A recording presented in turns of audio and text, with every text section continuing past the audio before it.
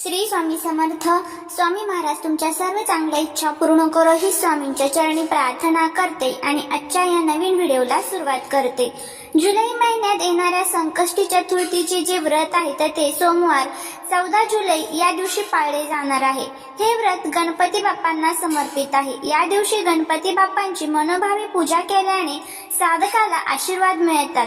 त्याचबरोबर भगवान श्री गणेशांचा आशीर्वाद देखील मिळत असतो. आषाढ महिन्यात येणाऱ्या संकष्टी चतुर्थीला गजानन चतुर्थी असे म्हटले जाते. या दिवशी शुभ व्रत पाळले जातात. या दिवशी 4 शुभयोग तयार होत आहेत. आषाढ महिन्यातील संकष्टी चतुर्थीची जी तिथी आहे तर ती 14 जुलै रोजी पहाटे 1:02 सुरू होईल आणि 14 जुलै रोजी रात्री 12 वाजता संपणार आहे. त्यामुळे उदया तिथीनुसार 14 जुलै रोजीच हे व्रत पाळले जाणार आहे. आषाढ महिन्यातील संकष्टी चतुर्थी ही कृष्ण पक्षातील चतुर्थी तिथीला साजरी केली जाते. आता यावेळी जे शुभयोग तयार होत आहेत यामध्ये जर आपण श्री गणेशांची उपासना केली तर आपल्या जीवनातील सर्व दुःख, दोष, दारिद्र्य, अडचणी हे दूर होत असतात. त्यामध्ये आयुष्यमान योग, त्याचबरोबर सौभाग्य योग, शतभिषा नक्षत्र आणि धनिष्ठा नक्षत्र हे संपूर्ण जे योग आहेत तर ते याच दिवशी तयार झालेले आहेत. त्यामुळे आपल्याला या योगामध्ये आपल्या मुलांच्या जीवनातील जे काही सर्व दुःख, दोष, अडचणी, संकटे आहेत तर ते दूर करण्यासाठी एक अतिशय प्रभावी असा हा एक उपाय करायचा आहे. प्रत्येक आईने आपल्या मुलांसाठी हिरव्या मुगांचा हा उपाय जो आहे तर तो करायचा आहे. यामुळे मुलांवरती कधीच वाईट संकट येणार नाही. मुलांना सोन्याचे दिवस सुरू होतील. त्यांच्या अभ्यासात, नोकरीत प्रगती होईल. त्यांच्या मनातील ज्या काही इच्छा आहेत तर त्या पूर्ण होतील. असा हा प्रभावी उपाय आपल्याला सोमवारी संकष्टी चतुर्थीच्या दिवशी करायचा आहे. आता हा उपाय कसा करायचा, कोणत्या वेळेमध्ये करायचा याबद्दलची संपूर्ण माहिती आज या व्हिडिओमध्ये मी तुमच्या सोबत शेअर करणार आहे. त्यामुळे व्हिडिओ हा स्किप न करता शेवटपर्यंत पाहत रहा. तुम्ही जर चॅनलवरती नवीन असाल तर सबस्क्राईब करा आणि असेच माहितीपूर्ण नवनवीन व्हिडिओ पाहण्यासाठी बेल आयकॉनलाही प्रेस करा. म्हणजे माझ्या सर्व नवीन व्हिडिओंचं नोटिफिकेशन तुम्हाला मिळेल आणि तुम्ही एक पण व्हिडिओ मिस करणार नाही. त्याचबरोबर कमेंटमध्ये ओम गम गणपते नमः लिहायला विसरू नका, जेणेकरून गणपती बाप्पांची तुमच्या मुलांवरती, कुटुंबावरती भरभरून कृपा होईल. आषाढ महिन्यात येणाऱ्या या संकष्टी चतुर्थीच्या दिवशी आपण सगळ्यांनी सकाळी लवकर उठायचं आहे. ब्रह्ममुहूर्तामध्ये उठून आपल्याला श्री गणेशांचं स्मरण करायचं आहे. त्यानंतर आंघोळीच्या पाण्यामध्ये थोडीशी आपल्याला कच्चे जे दूध असते गाईचं तर ते टाकून आपल्याला आंघोळ करायची आहे.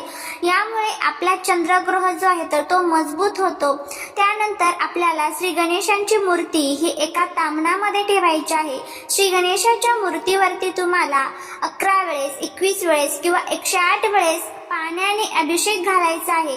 आणि हे जे तीर्थ आहे तर ते तुम्ही मुलांना पिण्यासाठी देऊ शकता. यामुळे मुलांच्या बुद्धीमध्ये ही खूप मोठ्या प्रमाणामध्ये वाढ होत असते. त्यानंतर श्री गणेशांची मूर्ती असेल, फोटो असेल तर तो स्वच्छ पुसून घ्यायचा आहे. एका पाटावरती लाल कपडा टाकून मूर्ती किंवा फोटो तुम्हाला ठेवायचा आहे. त्यानंतर श्री गणेशाला दुर्वा, त्याचबरोबर मोदक, गंध, फुलं, अक्षदा, श्री गणेशाच्या ज्या काही आवडीच्या वस्तू आहेत तर त्या सर्व तुम्हाला अर्पण करायच्या आहे. आणि सकाळ संध्याकाळ आरती करायची आहे. उपवास असेल तर तुम्हाला चंद्राचं दर्शन घेऊन त्यानंतर उपवासा सोडायचा आहे. अशा पद्धतीने आपल्याला संकष्टी चतुर्थीची जी पूजा आहे तर ती करायची आहे. या दिवशी घरामध्ये आपल्याला गणपती अथर्व शीर्षमचं पठण हे आवर्जून करायचं आहे. आता बघा, ज्या वेळेस अशा पद्धतीने आपण श्री गणेशांना प्रसन्न करून घेऊ आणि त्यानंतर जेव्हा आपण हा उपाय करणार आहोत ना तर त्यावेळेस त्याचे जे फायदे आहेत ना तर ते खूप जास्त आपल्याला होणार आहे. आता हा उपाय कशा पद्धतीने करायचा आहे ते बघा. आपली मुलं खूप अभ्यास करतात, खूप कष्ट करतात, पण तरीही त्यांना पाहिजे तसे यश जे आहे तर ते मिळत नाही. अभ्यास केलेलं त्यांच्या लक्षात राहत नाही किंवा मग काय होतं, त्यांना नजर दोषीचा जो सामना आहे तर तो करावा लागतो. नजर जी आहे तर ती फक्त बाहेरच्या व्यक्तींचीच नाही तर घरातील व्यक्तींची सुद्धा लागत असते. त्यामुळे नजर दोष जर झाली तर त्यामुळे मुलं हट्टी, चिडचिडे आणि तापट होऊन जातात, मोठ्यांचा अनादर करत असतात. अशा ह्या ज्या काही अनेक समस्या असतात तर त्या सर्व समस्या दूर करण्यासाठी आपल्याला काही प्रभावी असे उपाय, काही प्रभावी अशा सेवा ज्या आहेत तर त्या या दिवशी आपल्याला करायच्या असतात. त्यातलाच हा जो उपाय आहे आहे तर तो आपल्याला करायचा आहे. तुमच्या मुलांच्या नोकरी संबंधित काही अडचणी येत असेल, खूप उच्च प्रतीचं शिक्षण घेतलं आहे पण मनाजोगती नोकरी मिळत नसेल किंवा लग्न जमण्यामध्ये अडचणी येत असेल किंवा इतर काही मुलांच्या संबंधित अडचणी असेल तर त्यासाठी तुम्हाला हा जो उपाय आहे तर तो करायचा आहे. हिरवे मूग जे असतात ना तर ते बुध ग्रहाचे कारक मानले जातात आणि बुध ग्रहाचे स्वामी जे आहेत तर ते भगवान श्री गणेश आहेत. त्यामुळे आपला बुध ग्रह जर स्ट्रॉंग झाला तर आपल्या जीवनातील अडचणी ह्या आपोआप दूर होण्यासाठी मदत होत असते.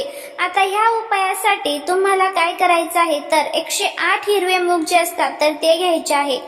आता हिरवे मूग घेताना त्याची डाळ तुम्हाला घ्यायची नाही तर अख्खे सगट जे मूग असतात तर ते तुम्हाला घ्यायचे आहे.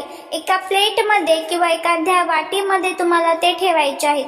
त्यानंतर ही जी वाटी आहे तर ती तुमच्या मुलांच्या डोक्याकडनं पायाकडे तुम्हाला ती 7 वेळेस उतरवायची आहे. त्यातले मूग जे असतात तर ते आता जर तुमच्या घरामध्ये 2 मुलं असतील तर 2 मुलांसाठी तुम्हाला सेपरेट मूग जे आहे तर ते घ्यावे लागणार आहेत आणि दोघांवरनं तुम्हाला ते सेपरेट उतरवायचे आहेत. त्यानंतर दुर्वा घ्यायच्या आहेत. 21 दुर्वांची एक जुडी तयार करून घ्यायची आहे. त्याचबरोबर मोदक किंवा साखर, खडी साखर किंवा लाडू पेढे ज्याचा नैवेद्य तुम्हाला शक्य असेल तो घ्यायचा आहे आणि त्याचबरोबर एक नारळ तुम्हाला घ्यायचा आहे आणि तुमच्या आजूबाजूला जिथे कुठे श्री गणेशांचं मंदिर असेल तर तिथे जाऊन तुम्हाला हा उपाय करायचा आहे. आता बघा हा जो उपाय आहे तर तो आपल्याला मंदिरामध्येच करावा लागणार आहे कारण आपण ज्या वेळेस मंदिरात उपाय करतो त्यावेळेस आपल्या घरच्या पेक्षा मंदिरामध्ये जी सकारात्मक ऊर्जा असते तर ती खूप जास्त प्रमाणात असते. आपलं मन सुद्धा प्रसन्न होतं ज्या वेळेस आपण मंदिरामध्ये जात असतो. त्यामुळेच तिथे जाऊन आपल्याला हा उपाय जो आहे तर तो करायचा आहे. आता यानंतर तुम्हाला मंदिरात गेले की मंदिरामध्ये श्री गणेशांच्या चरणी सर्वात प्रथम जे आपण दुर्वा, नारळ, नैवेद्य वगैरे आणलेला आहे तर ते संपूर्णपणे तुम्हाला अर्पण करायचे आहे आणि जे मूग तुम्ही घेतलेले आहे ना तर ते तुम्हाला तुमच्या हातामध्ये ठेवायचे आहे.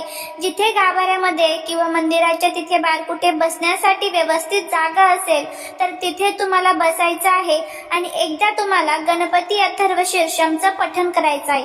आता जर तुम्हाला पठण करणं शक्य नसेल तर तुम्ही YouTube वरती लावून फक्त डोळे बंद करून ऐकलं तरीही चालेल. हे मूग असेच हातामध्ये तुम्हाला ठेवायचे आहेत.